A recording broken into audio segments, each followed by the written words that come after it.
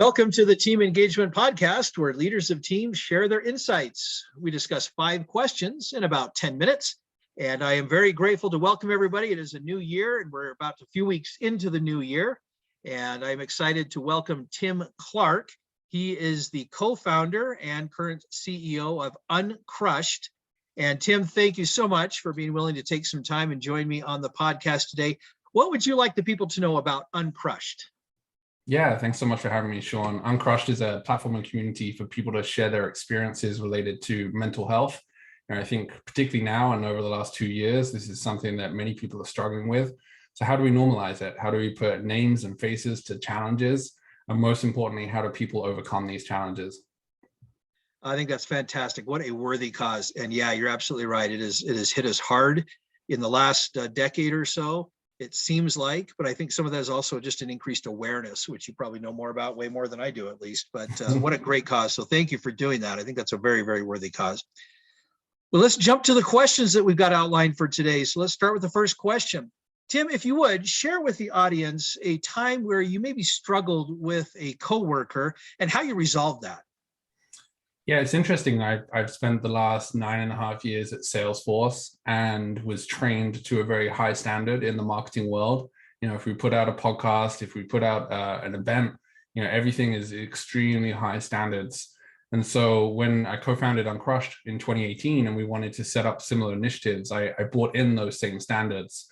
And I learned very quickly that it's very hard to maintain those standards when you're working with a group of volunteers, you know, people that you aren't paying. Unlike in the corporate world, and also recognizing that people have many different priorities. You know, they're giving their spare time to UnCrushed. And so I was really reflecting on this question because it was a development opportunity for me to say that actually not everything has to be perfect. And I see this in my role of product marketing as well. You know, again, I still have very high standards, but sometimes good is good enough.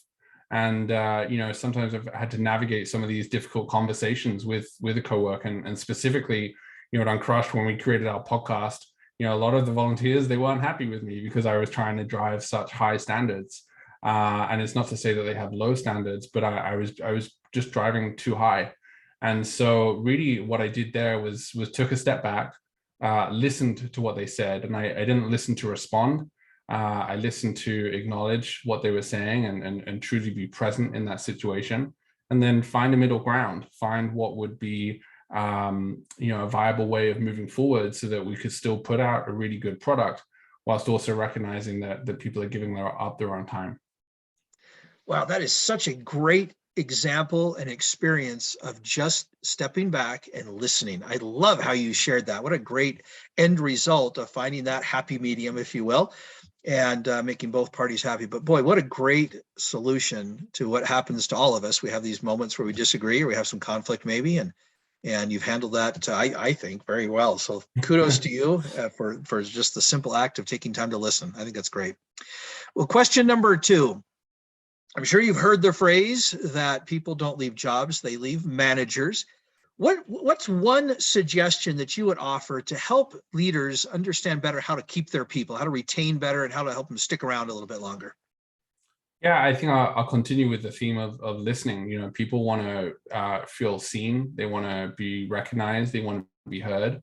And I think a lot of the times, particularly with asynchronous communication or in this world of Zoom, we miss some of these water cooler conversations and we just jump straight into it, straight into the meat. And ultimately, I think it's a great opportunity for leaders to set up separate calls with them. It doesn't have to be on video, it could be on the phone. And have conversations with them about their personal life as much as the employee feels comfortable sharing. I think a great attribute of a good leader or a great leader is to lead with vulnerability. I think it's so courageous. And so one of the tactics I love is doing a red, amber, green check-in with your employees. You know, and the leader could start off with sharing where they're at as much as they feel comfortable. And that really sets the scene and the opportunity for their employee to share how they're doing as well. And so I think people really need connection now more than ever. And so for a leader and a manager, they need to connect with their employees because, you know, these employees, they're not going into the offices anymore. You know, the connection with a company is truly, in my opinion, with the manager. And so you want to feel heard, you want to feel seen. and it comes back to listening from the manager. Excellent points. Completely agree. We are moving into a very new type of work experience, aren't we? So thank you for mentioning that. I think that's great, great suggestions. All right, question number 3. How can leaders build resilience in a team? Yeah, I think obviously with Uncrushed, mental health is such a strong area for me, and I feel passionately about this area. And so I think, earlier this year in 2021, we ran a survey on the state of mental health in sales, and we looked at the correlation between sales performance and good mental health. And there's some great information in there. It's a free report. But really, it's people that have autonomy in their roles. It's leaders that are putting trust in their employees. They're creating environments where people can set boundaries. And I think boundaries come from the leader and from the employee. And so for me as an employee, like I always book out an hour for lunch every single day. I book out some time to get out of the house, take a walk. Some of the calls I do on the phone instead of on Zoom. And so that really helps me with my health, because so much in my early career, I really defined my sense of self by work. If I was doing well, if I had a promotion, if I had a pay rise, like everything else in my life was great. But I wasn't looking at my physical health and my mental health and emotional and spiritual health. And so now that comes first, and I recognize I've been working 15, 16 years. And so there's a little bit of privilege in me being able to say that, and, recognizing maybe someone's listening to this and they're more junior. And so for leaders listening to this, like help these people that are starting out with their career and lead by example and show the boundaries. Don't send Slack messages in the evening. Schedule them for the next day, or if you're out on PTO, take that time on PTO. Truly disconnect, because these people are looking to you to lead by example. And I think only with these examples and with these boundaries and with these open and vulnerable conversations that we talked about in the last question, this is how employees will build resilience, and then ultimately leaders are going to help to culture a sense of resilience in their teams. Great comments, and I really appreciate how you've very conveniently and appropriately rolled in the mental health part of building resilience, because boy, that really is what resilience is. It's just good, strong mental health. And, we have the proper definitions of what resilience is, but great comments on how to build that resilience within the team. All right, question number 4. Is there someone that you would like to recognize that has made an impact in your life? Yeah, a gentleman called Rogerio Almeida. And I first started working at the same company as him in 2007. This was at a company now owned by Vodafone. I believe he currently works at Workday. And he gave his time to me. He coached me. He mentored me. He wasn't my direct manager. He was just someone that truly helped me, both personally and professionally. And now 15 years later, I'm able to pass that on and give that to other people. And so it's fascinating. Sometimes I just take a step back and I go, why did he give his time up for free? Because there wasn't an obvious incentive for him, and he truly cared, and and we still reconnect every so often. And so I just feel, again, I think this is a great opportunity for leaders to coach and to mentor, because that's how we're going to see the next generation of people be successful. And so I'm extremely grateful for Rogerio and everything that he did, in my early career to really help set me up for success, both personally and professionally. That's a great example. Thank you for sharing and recognizing him. And thank you also for your willingness to then turn around and do the same for someone else, because that is such a powerful concept, to take what we've learned and then share it with someone else. I love that. All right, Tim, our last question. Tell us a little bit about your first job. Yeah, I fell into sales. So the company was called Cable and Wireless Worldwide, now owned by Vodafone.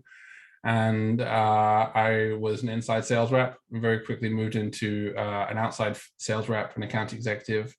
And I hated it. I hated being on the phone all day and doing these cold calls. I'm very introverted, and I just felt so much fear. And this was in England, in London.